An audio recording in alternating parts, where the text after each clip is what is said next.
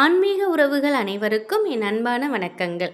இன்றைக்கி நம்ம பார்க்க போகிற பதிவு தேய்பிறை சஷ்டமி. இந்த தினத்தில் நம்முடைய கடனெல்லாம் தீர்ந்து செல்வம் சேருவதற்கு சஷ்டி வழிபாடு அதை தான் பார்க்க போகிறோம். இன்றைக்கி இந்த ஒரு தீபம் எப்படியாவது நம்ம ஏற்றணும் அப்படின்னா நிச்சயமாக நம்ம வாழ்க்கையில் மிகப்பெரிய அளவில் செல்வம் சேரும்.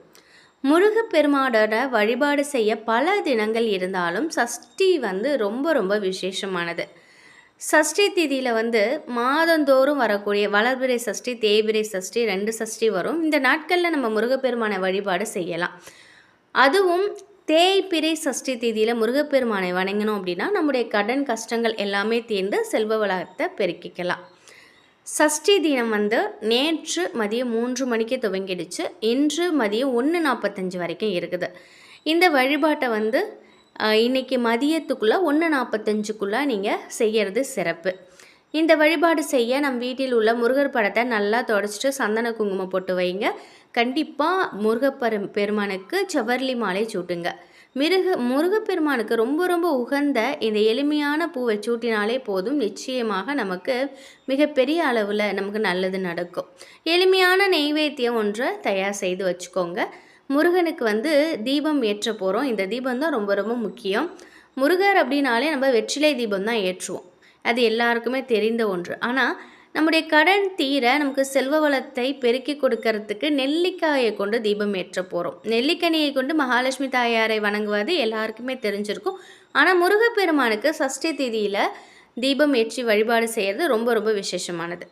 2 நெல்லிக்கனியை எடுத்து தீபம் ஏற்றுற மாதிரி தயார் செஞ்சுக்கோங்க. அதில் கொஞ்சம் நெய் விட்டு பஞ்சத்திரி போட்டு தீபம் ஏற்றுங்க.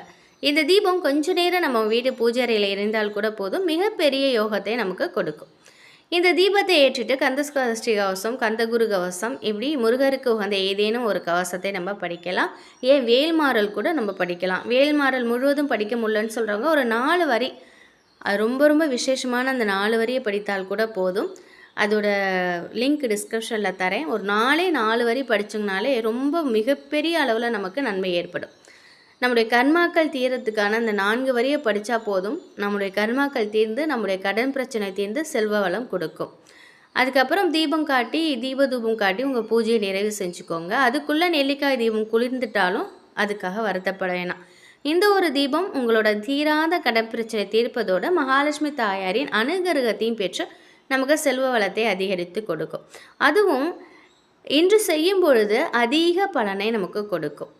இந்த தீப வழிபாட்டு முறையில் நம்பிக்கை உள்ளவங்க நிச்சயமாக இந்த தீபம் ஏற்றி கடன்கிற துன்பத்திலேருந்து வெளிவரக்கூடிய வழியை தேடிக்கலாம்.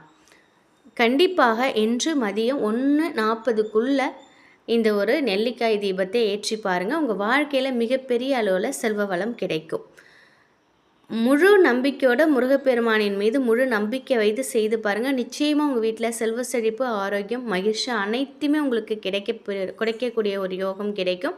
இந்த ஒரு தகவல் நிச்சயம் உங்களுக்கு பயனுள்ளதாக இருக்கும் அப்படின்னு நம்புகிறேன். நன்றி.